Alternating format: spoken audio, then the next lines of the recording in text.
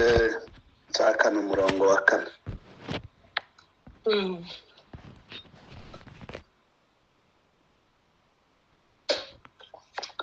Abacamanza igice cya kane umurongo wa kane, ndumva ndibwira ko twahageze.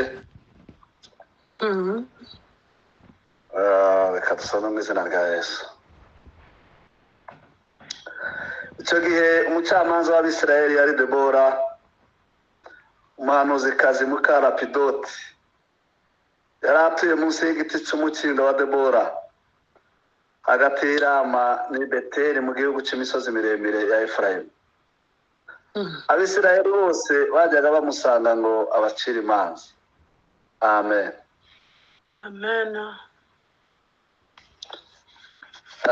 Murakoze. Twaraye tuganiriye kuri iri jambo, tuvugaho ingingo zigera muri ebyiri. Mu ngingo zirindwi nifuza ko twaganira ku mahame cyangwa se amaprincipe mu ndimi z'amahanga yahesheje Debora gukora umurimo neza ndetse no gutahana intsinzi. Twavuze ko ariko niko binameze ko umuntu wese umwanya wiwe mu rugero rwiwe aba afite ibintu byinshi arwana nabyo. Tuba dufite n'ubundi turwana n'umwanzi, tuba turwana n'ibihe n'ubuzima, byaba iby'umubiri ndetse byaba n'iby'umwuka. Bivuga ko dufashe igihe mu ntambara, kandi icyo umuntu aba yifuza ni ugutahana intsinzi. Turi no mu rugendo kandi rujya mu ijuru. Iyi myaka yose umuntu wese amaze kwizera umwami Yesu nk'umukiza we, yatangiye urugendo. Hari n'abandi bagikurikiraho muri urwo rugendo, kandi muri iri byaravuze ngo si njia rahisi ya kwenda mbinguni. Impamvu atari rahisi ni uko irimo imisozi iterera, irimo ibikombe. Muri iri byaravuze kandi ngo aho hose niho tunyura tujya ibwami. Ni lazima ngo tunyure aho ngaho. Ariyo mpamvu dukeneye kumenya mu ijambo ry'Imana batubanjirije bo byabagendekeye kugira ngo bazasohoreyo amahoro. Nabo ni abantu nkatwe bakiniye mu kibuga, turimo turakinira mu kibuga bakiniyemo. Turashaka kureba ngo twongere tubwirane bene data, nubwo twese tubizi, ariko kandi twongere tubwirane ngo ibyadufasha ni ibiki kugira ngo muri iki kibuga turimo muri uru rugendo tuzarusoze amahoro. Yego. Kandi turusoze dutahanye intsinzi. Tuzabwirwe ari amagambo meza Yesu azabwira itorero rivuye muri iyi si, avuga ngo ko nuko bagaragu beza mwakiranutse muri bike, mweguriwe ubwami bwa shobuja. Mana ishimwe. Wenda byiza kuzabwirwa ayo magambo, kubera ko tuzaba tweguriwe ubwo bwami. Nasanze kandi mu ijuru hazahembwa abagaragu. Yego. Hazahembwa abantu baciye bugufi, abantu bicishije bugufi bagakorera Imana batinya, bahinda imishyitsi, batikomanga ku gatuza. Yego. Ndanibuka umunsi umwe tugeze ku ishuri hari Ipanzi Bukavu. Umunsi wa mbere twinjiye muri classe, batwigishije isomo ry'Igiheburayo. Byari isomo rishyashya tutigeze twiga muri segonderi. Numva nsa naho ntamenya ibyo ndimwo, ndetse ko nacyumva nyuma y'iminsi nk'ingahe, ariko ngo buce umunsi wa kabiri harimo umwarimu atwigisha inzandiko za Pawulo yari atangiye kwigisha nyine isezerano rishya, asoma adufatwa n'umurongo yasomye, kandi nari nsanzwe soma ariko ndushaho kuwukunda kuva uwo munsi, ndavuga ngo Mana uzamfashe uyu murongo nzawugenderemo. uriya imirongo ya mbere yose y'inzandiko za Pawulo iravuga ngo njyewe Pawulo n'imbata y'umwami wacu Yesu Kristo ndabandikiye mu buntu bw'umwami wacu Yesu Kristo, n'amahoro ngo biva ku Mana Data bibane nawe. Amaze kudusesengurira ijambo uburyo Pawulo gukomera kwiwe n'uburyo yari ateye, adusesengurira Pawulo ariko atubwira amaze kugera umwami Yesu uburyo yakomeje avuga ngo n'imbata y'umwami wacu Yesu, agaragaza guca bugufi kwiwe. uwo munsi afite ibyishimo byinshi cyane, kandi n'ubu mba numva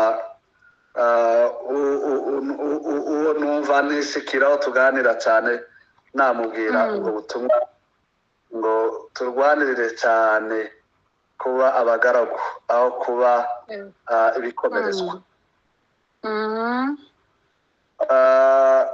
Hanyuma Debora twaraye tumuvuza, ariko numva ntaramurambirwa kongera kandi kumuvugaho. Yego. Iyo wenda njya muri bariya bantu barimo bakora kano cyangwa se bemezaga ibitabo bya Bibiliya, ngira ngo Debora nawe umuntu yari kumuha igitabo cye akaciharira, ariko hari impamvu nyine batamuhaye kwiharira igitabo cyiwe. Nk'umugore bakemeza Rusi na Esiteri nabo ntiboroshye. Yego, ni ukuri. ureba kwiyemeza kwa Rusi muri ziriya ngingo 7 yiyemeje, ukareba ibigaragazo 7 Rusi yahuye nabyo, ukongera kandi ukareba uburyo Imana yaje kumutabara muri ziriya nzira 7 yamutabayemo, ubona nawe atoroshye, nawe igitabo aragikwiriye rwose.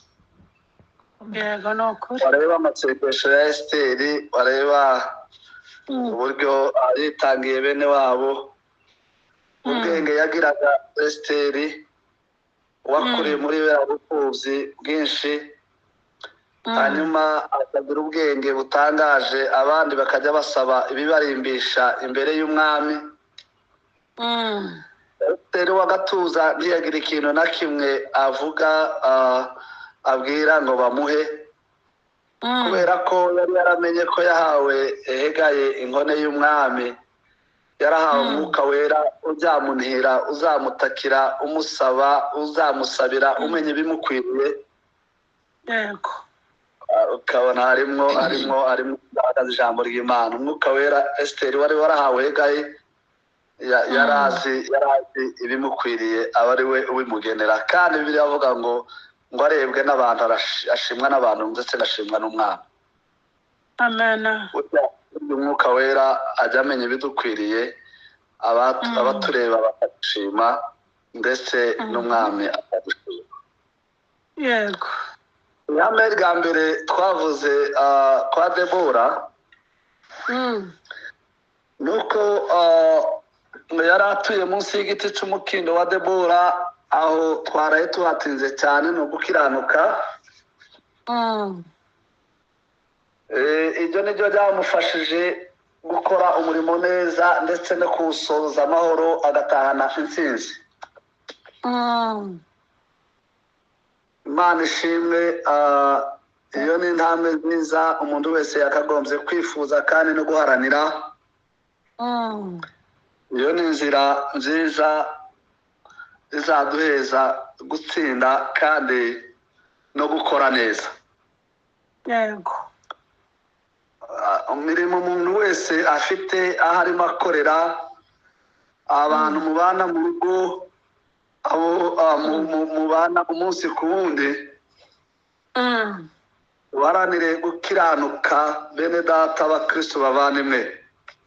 yego tukwifuze cyane kandi mu by'ukuri twasanze ko ubwoko bukiranuka buzashirwa hejuru.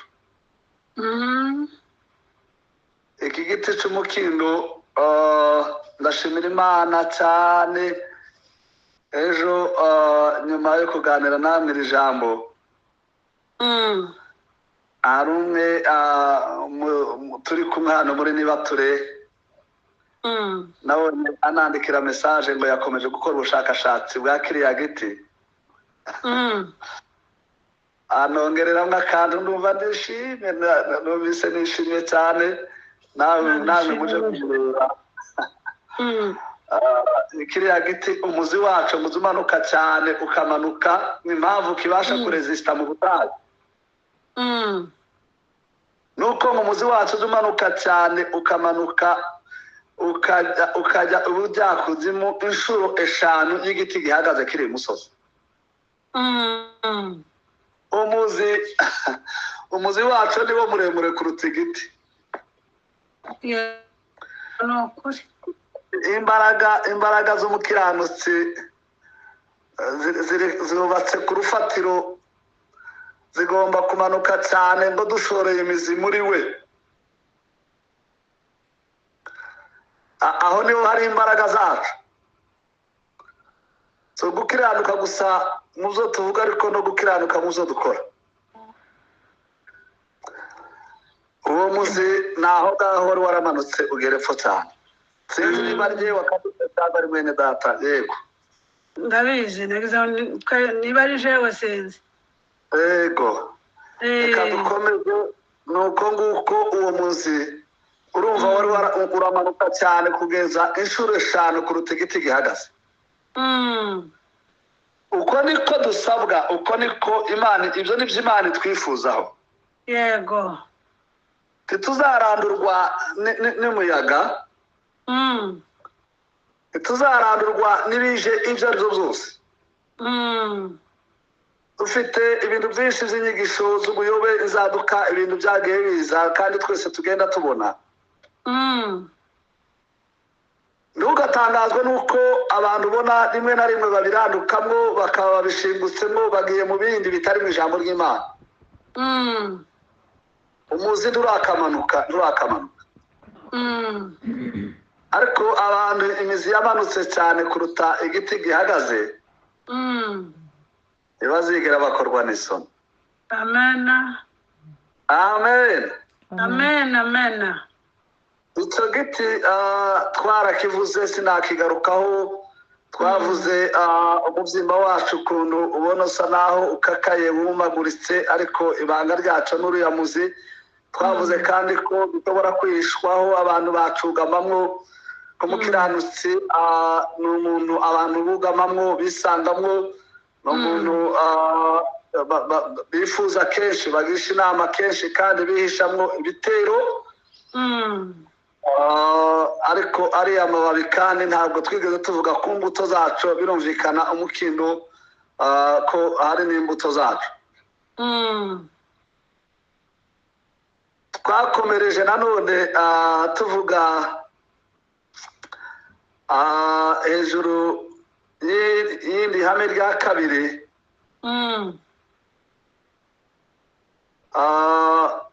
Debora ryamufashije ko yari atuye i Rama, kandi ko i Rama ari mu ijambo ry'Imana. Yego ni mu buhanuzi, aho ni habagaho ishuri ry'abahanuzi. Nta kindi bavuga ishuri ry'abahanuzi, bavuga ijambo ry'Imana. Debora yahisemo guhagarara mu ijambo. Yego yahisemo kudatwarwa n'ibihe uko biha bijyana na tekinoloji n'ibindi byose uko biha bigenda bihita bihina. Ntiyakurikiye amajwi yose avugwa, ahubwo yakurikiye ijwi ry'Imana. Amen. Riri mu ijambo ryayo. Yego ubutsinzi bwiwe no gukora neza kwiwe nuko muri we harimo principe yo kumva no gusoma no kumvira ijambo ry'Imana. Amen. Amen. Amen. Amen. Biravuga ngo ijambo rya Kristo ngo ribe muri mwe rigwiriye rigwije ubwenge bwose. Gukora neza kwacu n'ubutsinzi bwacu bishingiye ku ijambo ry'Imana. Niryo rirahinduka kandi ririmo imbaraga ririhagije. Yego. Twasanze Samweli ari icyicaro cy'iwe cyabaga. Twasanze habe na Dawidi nawe ibitero yahuye nabyo ubutsinzi bwiwe bwagaragariye hari i Rama. Nubwo yari amaze imyaka myinshi ahanganye na Sawuli azenguruka hirya no hino, ariko Sawuli amuhiga ageze i Rama nawe arahanura. Twasanze kandi ijambo ry'Imana ryarigeze ryemeza Dawidi mu cyaha yari yarakoze yica Uriya kugira ngo asibangatanye ibimenyetso mu cyaha yari yakoranye na muka Uriya.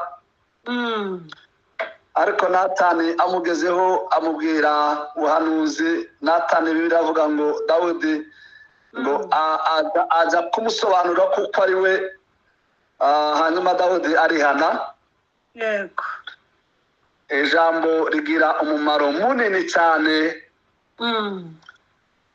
wo kutwigisha no kutwemeza ibyaha byacu.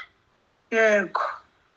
Rikadutunganya kandi rikaduhanira gukiranuka kugira ngo umuntu w'Imana abashyitse afite ekipema yose, afite ibintu byose bimukwiriye.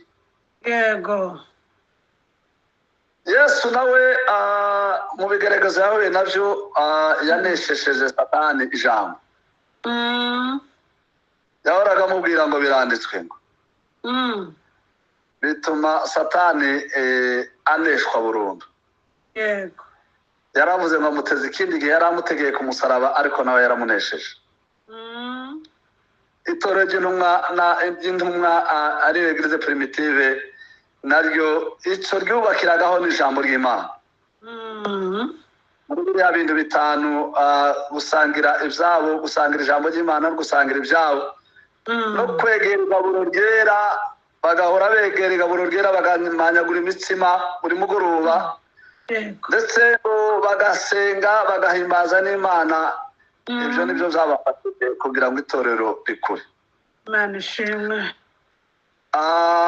Kandi inzuki, Debora usobanura ubuki, usobanura inzuki, burya inzuki zikora ubuki iyo zigendanye.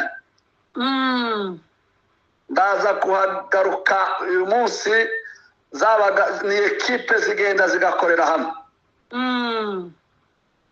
Iyo rumwe rutanyuse ku zindi rwitwa umuyugiri. Yego, ni ukuri. Ariko n'inzuki nyinshi zirema uko niko Imana isaba, iradusaba ubwo bumwe n'ubwo bufatanye kugira ngo dutange ibiryoshye. Yego. Yego. Reka tujye ku ihame rya gatatu, ariryo twari dutangiye kuvuga bari dusorezaho, ryitwa ko yari mu nzu ya Debora ngo ahitamwo gutura i Beteli. I Beteli ni mu nzu y'Imana. Aho Beti icyo ni rurimi nyine rw'Igiheburayo. Beti ni inzu, naho Eli ni Imana. Wabifatanya Beti na Eli bikitwa Beteli, ariho mu nzu y'Imana nyine. Yego. Pawulo yandikiye Timoteyo igice cya urwandiko rwa mbere rwa Timoteyo igice cya 3:14.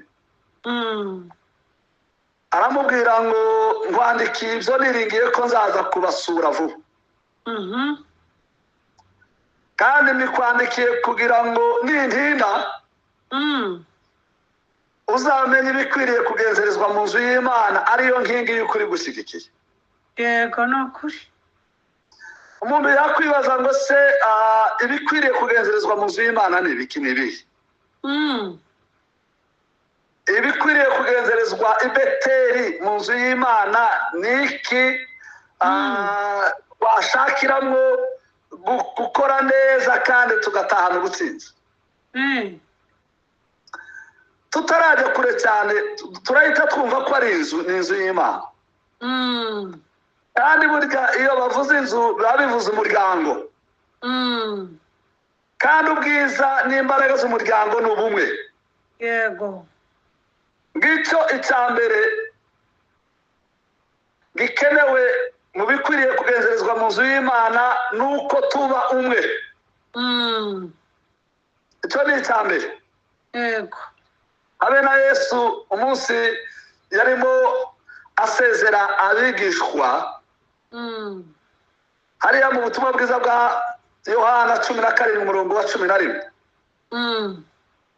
yaravuze ngo njyewe sinkiri mu isi, ariko bo bari mu isi. Yego. Ubarindire mu izina ryawe wampaye, ngo babe umwe nk'uko natwe turi umwe. Yego. Ndashaka kugaruka kuri iyi ngingo cyane y'ubumwe bw'abana b'Imana, ubumwe bw'abakristo, Imana ishimwe, ubumwe bw'abasenga Imana. Mu by'ukuri umuntu wese afite viziyo yiwe, nyine wumva ngo ni viziyo ya runaka. Yego. Ariko nubwo yaba ihari, Imana irashaka ubumwe bwacu nk'abakristo d'abord.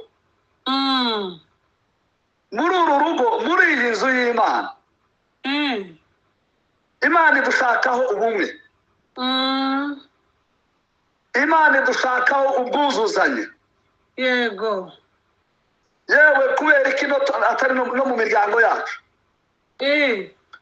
Kubera iki se muri bene wacu muri rusange? Ngiki icyifuzo nyamukuru tugomba gusengera. Yego. Yego no. Ni icyifuzo cy'ubumwe. Abana Yesu nawe ku mutima azamuka bwa nyuma, nicyo cyifuzo yasengeye muri ariya masengesho bita ya gitanzi yo mu butumwa bwiza bwa Yohana 17. Yego. Muri izo ngingo nyinshi muzagiye asengera muzasanga harimo n'icyifuzo cy'ubumwe. Yarazi uko bimeze. Yego. Babumwe. Haleluya. Amen. Babumwe kuko njyewe na data turumwe. Ubuhanuzi bwa Yeremiya igice cya 52 umurongo wa 18, hajya havuga Nebukadinezari ubwo yari amaze gukubita ubwami bwa ruguru bw'imiryango 10 abujyana i Babuloni. Aragaruka kandi ajyana imiryango 2 yari isigaye mu majyepfo, Yuda na Benyamini. Ntiyigeze anyurwa n'uko twayoba abantu Babuloni, ahubwo ngo yinjiye mu rusengero mu nzu y'Imana ajyana ibintu 13 uzabisoma. Ikintu cya mbere yajyanye kwikubitiro, yajyanye ibibindi. Ibibindi abantu baravuga bati ntacyo atwaye ibibindi, nawe urumva ibibindi ni ibumba. Ariko we yarazi ikintu gikomeye ajyanye icyo ari cyo. Yego. Ibibindi byabaga ku gicaniro cy'ibitambo. Abatambyi iyo batambaga ibitambo, iryo vu bakaribika mu bibindi. Muzabisoma mu gitabo cyo Kuva. Nebukadinezari atwaye ibibindi arabimenagura, niko birivuga ngo Nebuzaradani, ngo umugabo w'ingabo za Nebukadinezari ngo araza amenagura ibibindi, abijyana arabishwanyuza biva. Ibibindi byarabikaga ibyo abantu batuye. Yego. Wari umutima w'ibanga, kwari ukukwaturira, kwari ukukubwira intege nke. Muzi abigishwa ntibasangiye gusa umutsima ngo basangire biriya byose bavuze, basangiraga n'intege nke zabo. Amen. akaba yamusangiza intege nke ze hanyuma nawe akabibika noneho wari umutima w'ibanga. Muri iyi minsi twagiye tubona ibintu byinshi gusebanya kwagiye kuri za YouTube. Yego ni ukuri. Bijya ahantu biragenda birakwira. Kindi buriya ni umutima w'ibanga. Nebukadinezari abantu bose babaye bavuvuzera ntiwamenya uko bimeze, kubera ko nta bintu bakibika. Ariko umuntu w'Imana cyangwa se n'umukozi w'Imana niva ishobora kubikwamo amafuti y'abana. Yego ni ukuri. Cyari kizira kikaziririzwa ko ivu ritumurwa ku gicaniro cy'ibitambo, kugira ngo abantu batitsamura hirya no hino kubera ivu, ahubwo ribikwe mu bibindi. Nebukadinezari arabijyana bituma abantu babamwo abantu bizirwamo n'uwo mwuka mubi, amacakubiri arinjira, abantu barasebanya. Yego. Nebukadinezari arongera kandi gatwara imikubuzo. Ngo ibyo kuyora ivu, ibyuma byo kuyora ivu ni imikubuzo yatwaye. Yego. Abantu batekereza ko nta kintu ajyanye. Ariko imikubuzo umwana uragenda ubabana mwinshi, ibihe byo kwihana biba bike, abantu ntibihana, abantu ntibakubura, abantu baba mu nzu y'Imana badakubuye. Yego. Baba mu nzu Yerusalemu nta kwihana guhari. Satani barabashoboye. Mu nzu y'Imana hakenewe kwihana nyako. Dukeneye kandi kongera kuba umwe, ariko kandi dukeneye no kwihana kwa nyako. Yego ni ukuri. Udaraza igasubiraho, ukegera mwene so ukamwaturira. Bibiliya iravuga ngo mwaturira n'ibyaha byanyu kugira ngo mukizwe, ngo gusenga k'umukiranutsi kugira umumaro mwinshi cyane yasenganye umwete. Yego. Gusenga k'umukiranutsi, gusenga kugira umumaro kubanzirizwa no kwaturirana ibyaha byanyu. Yego. Nebukadinezari barongera kandi atwara indosho. Indosho ni igikoresho cyakoreshwaga gipima abatambyi ngo barebe niba inyama zatetswe zahiye neza. Bakarya izo nyama zatetswe zihiye neza. Ariko Nebukadinezari araza uburyo yagiraga ubugome, atwara igishobora gupima ibiryo bihiye. Yego. Abantu barya ibiryo bidahiye, kandi ibyo bibatera imyivumbagatanyo kubera kurya ibidahiye. Niko bimeze ibintu wumva, ibintu ureba hirya no hino, wareba ibyo umuntu ahagurukanye ubona ari ibiryo bidatetse neza. Yego. Kandi bikagaburirwa abantu benshi cyane. Yego. Urubyiruko rwacu ni ibindi. Umuntu akibaza ngo se ko batarimo barya ibihiye bizagenda bite? Kandi akenshi abantu bari ibidahiye barwara inzoka. Yego ni ukuri. Hato akavuga ngo inzoka yanjye ngo niba numva idahuje n'iyuriye. Ntabwo wariye nk'umwana w'Imana nziza yagushoboza kubaho neza no gukora neza no kuzasoza neza. Yego.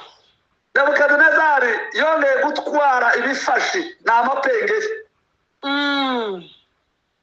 Ibi bifashi yatwaye, abantu batekereza ko ntacyo atwaye, ariko yarimo afata ipengeri rihuza umwenda n'uwundi mwenda akarikuramo agasiga umwenda.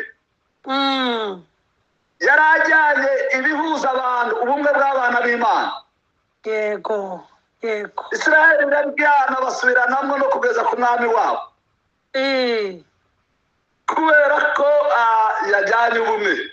yego Hariya mu gitabo cy'abacamanza twasomye nyine havuze ngo abatware b'Abisirayeli ngo bacike intege. Bari baracitse intege basubiranamo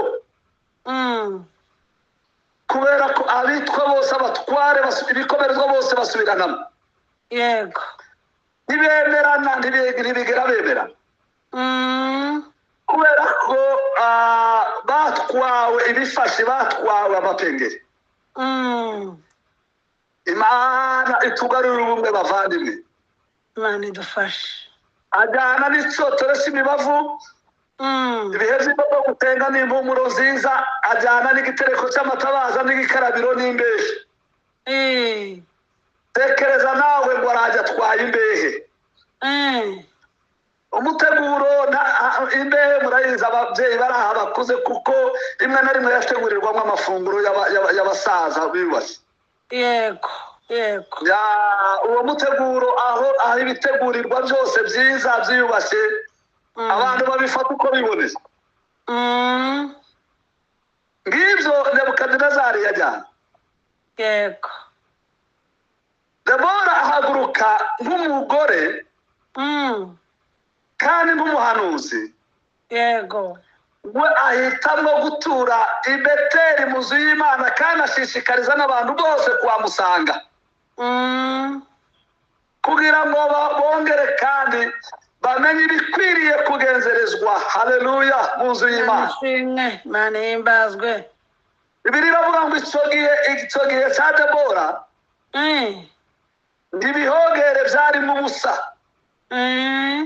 Ubwo inzira n'imihanda ahantu abantu bakwiriye kunyura heza. ngo abagenzi ngo bagendaga basesera mu tuyira tw'uruboko, bagenda basesera ahadakwiriye bihishahisha. ubona umuntu ari ahantu batamukwiriye, akaba ari ahantu batamukwiriye. Ariko Debora arahaguruka ashishikariza abantu bose ko ihabe ryakomera kandi kububaka bakubakika. Haleluya! ari ugutura yego yego nukuri. aho ni mu nzu y'Imana. Bavandimwe, twongere kandi muri iyo ngingo ya mbere, n'Imana iradushakaho ubumwe. Imana iradushakaho ubumwe. yego yego mu ngo zacu Imana iradushakaho ubumwe. yego no mu itorero ryacu Imana iradushakaho ubumwe. Bumva ngo itorero bararitangije mu mezi 3 ngo bacitsemo, amezi 6 ngo bacitsemo, ayandi mezi ngo bacitsemo, kandi barimo barapfuki. ariko mukagira Imana. umuntu abaragiye ngo nawe ntibangize gutya, ntibampaye gutya. ariko uba wumva icyo usaba icyo ari cyo. Imana niyo ibikwiriye, niyo umwuka wera nuzi ibidukwiriye. yego nukuri. nuzi ibidukwiriye bavandimwe. ariko muri iri jambo, muri iki gitondo, tunyuze mu butsinzi mu mahame ya Debora, Imana ivuganye natwe, kandi Imana imbwiye kongera kandi kubashishikariza no gusengera ku bumwe. yego si mu itorero gusa, habe no mu nzego zindi. inzego zindi zose mu mirimo yacu ya buri munsi, muri ziriya nzego dufite tuyoboye tubamwo, duharanire gushaka ubumwe. Imana ishimwe. ndanibuka umunsi umwe mu myaka itambutse, hari abakozi b'Imana babiri twahuzaga, noneho bari bagira ibibazo batumvikana. baravuga bati njyewe kugira ngo nzahure na runaka, bati ijuru ni rigari, azajye mu ijuru ry'iburasirazuba, nanjye nzajya mu ry'iburengerazuba. niba ananiwe guhura nawe hano mu isi, azahurira nawe mu ijuru rya hehe. Imana iradushakaho ubumwe. Imana iratwifuzaho. ngiki icyifuzo kinini cyo gusengera, kandi ijambo ry'Imana iyo rije riba rije rituzaniye icyifuzo cyo gusengera. uko twahagurukanye dusenga dusabira dusabira biriya byifuzo byose twazindutse dusengera saa 10 saa 9 ariko dushyiremo n'iki cy'ubumwe bw'abana b'Imana. Amen. Amen. ubumwe bw'imiryango yacu. Nebukadinezari yaraturiganije, yajyanye ibifashi, yajyanye amapengeri, yajyanye ibikwasi. Imana itugarurire ubumwe. Yego. Iyo usoma igitabo cy'amaganya ya Yeremiya usanga Yeremiya yarafashe igihe cyo gusenga, aravuga ngo utwigarurire Mana natwe tuzaba tukugarukiye. Yego ni ukuri. Tugarurire ibihe byacu bibe nk'ibya kera. Tugarurire ya shusho. Haleluya. Amen. Amen. Tugarurire ya shusho. Mu nzu y'Imana ibitambo ikindi ibikwiriye kugenzerezwa mu nzu y'Imana hari i Beteli nuko urebye mu gitabo cy'Abalewi Imana yabwiye Mose ngo nujya gutamba ibitambo uzatamba igitambo ngo by'ifu y'ingezi, ifu isukuwe neza, Yego. itarimo ibisheke. Ni utakaso, ni ugukiranuka, ni ukwera. Dutinye dukore umurimo w'Imana turabe. Yego. Duharanire kwezwa. Iduhamagara ni yera. Ishaka ko tuyikorera muri ubwo buryo bwo kwera. Imana ishimwe. Debora yahisemo kubirama kugira ngo ashake kwera kw'Imana. Wanasifiwe. Amen. Amen. Amen. Kongere dutambe ibitambo by'ifu. Muri biriya bitambo biba mu gitabo cy'Abalewi, Yego. ibitambo 5. Harimo n'igitambo cy'ifu, hari igitambo cy'ifu y'ingezi, hari igitambo cy'amavuta ya elayo, hari igitambo cy'umunyu, ituro ry'umunyu. Yego. Ririya turo ry'umunyu mu nzu y'Imana rirakenewe.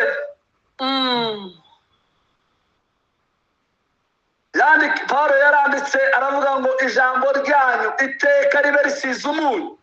Yego ni ukuri. Kugira ngo mubashe kuribwira mugenzi wawe kandi riryohere n'uryumva. Yego. Se abantu bavuga nabi, kuvuga neza kwagiye. Uko. Imana idushoboze tugambirire kandi gutamba igitambo cy'ifu, kwezwa ndetse n'igitambo n'ituro ry'umunyu, amagambo meza. Amen. Amen. Amen. Amen. Amen. Ibi ni bimwe Debora yahisemo kugira ngo agere ku butsinzi, nuko yashimye kuba i Beteli mu nzu y'Imana. Amen. Kandi aharanira ibintu byose byangombwa bigomba kugenzerezwa mu nzu y'Imana. Nta muntu wigeze kwinjira mu ihema ry'ibonaniro atanyuze ku gikarabiro. Nta wakoze umurimo w'Imana uwo ari wo wose atanyuze ku gikarabiro. Nta winjiye mu ihema ry'ibonaniro atagiye ku cyotero cy'imibavu. Ndetse Bibiliya ikavuga ngo Asafu na Hemani na Yedutuni bariya baririmbyi baririmbaga b'Abalewi, iyo ngo bajyaga kuririmba indirimbo ngo bari oblige guhagarara ku cyotero cy'imibavu, kugira ngo Imana niyumva indirimbo zabo ntizumvisha amatwi, ibanza izumvisha impumuro. Yego. Yego. Imana ntijya yumva indirimbo turirimba n'amajwi meza. Imana ijya yumva mbere, ibanza gukurikira impumuro y'uririmba. Yego. Yego. Hari igihe mu buhanuzi bwa Amose abaririmbyi bigeze baririmba cyane, bararirimba. Imana aho kuzana amatwi ngo yumve amajwi meza, ahubwo izana amazuru kugira ngo yumve uko abo baririmbyi bahumura. None ibwira umuhanuzi Amose aravuga ngo genda ubabwire ngo nibakureho urusaku rw'indirimbo zabo. Ni ukuri. imana mbere na mbere mbere yo kumvisha amatwi indirimbo zacu ngo ziryohere ibanza kumva impumuro y'uririmbo. yego ibi bivuze ko Debora nawe yari muri za ndirimbo avuga ko mu ndirimbo ndende zabayeho muri Bibiliya kandi indirimbo nziza ni indirimbo ya Mose yaririmbye mu gitabo cyo gutegeka kwa kabiri ndetse na Miriyamu, ariko habamo n'indirimbo kandi ya Debora nayo ni imwe mu ndirimbo ndende zabayeho. yego iyi ndirimbo ya Debora yareteshaga ijuru kubera ko Debora yari afite impumuro nziza. Imana ishimwe. mu nzu y'Imana Imana iratwifuzaho murakoze cyane, umuyobozi wacu aradufasha kubyutinga abo bantu. yego ntabwo turebera.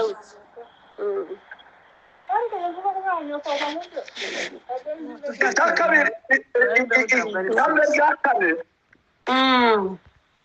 Debora yabaga ku misozi miremire ya Efurayimu.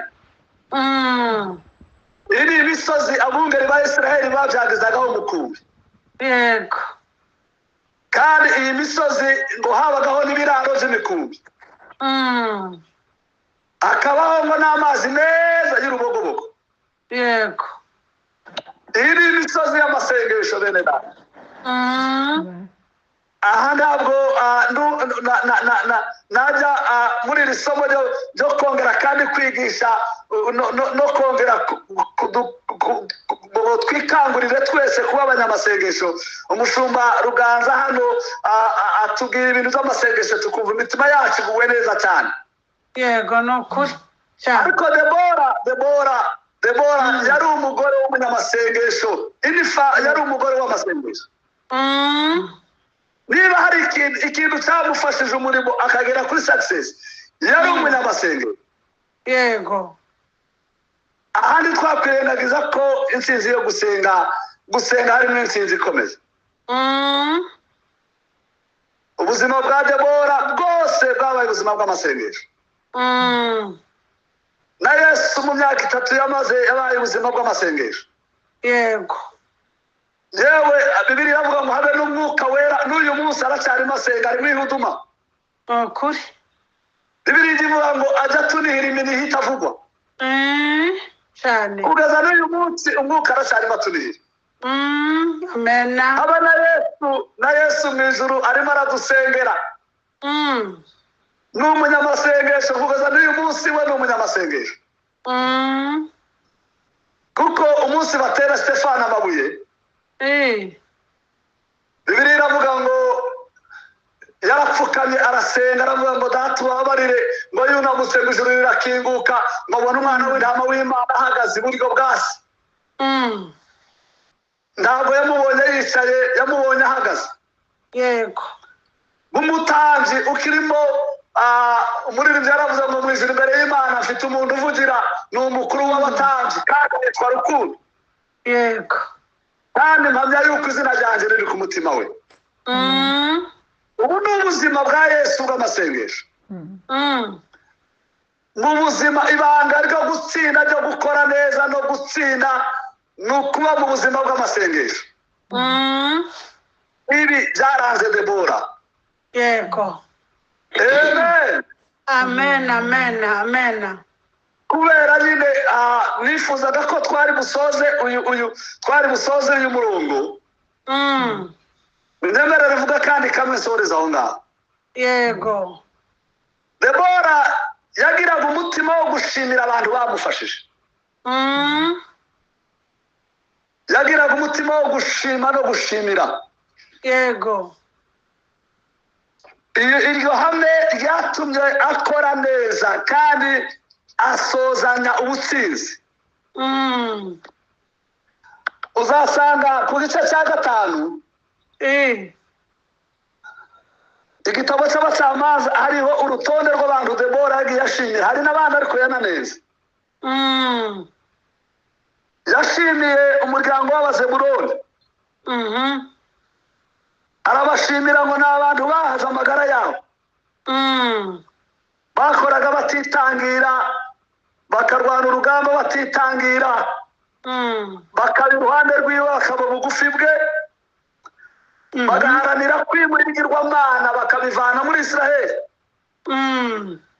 ngo ntibatinye ngo no gupfa.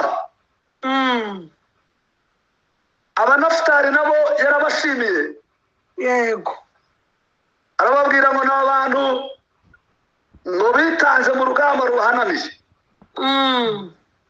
urugamba rubakomereye nabo baritanga.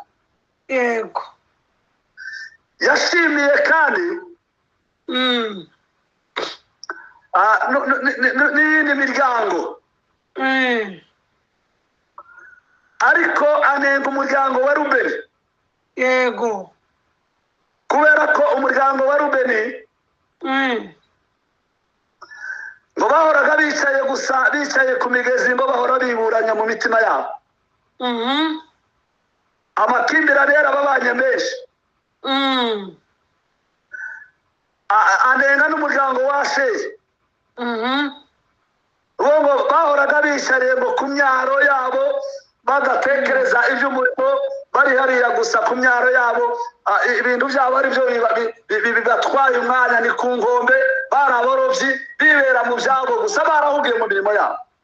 yego, ntibigera baza ngo bafatanye na Debora kwimura ibigirwamana.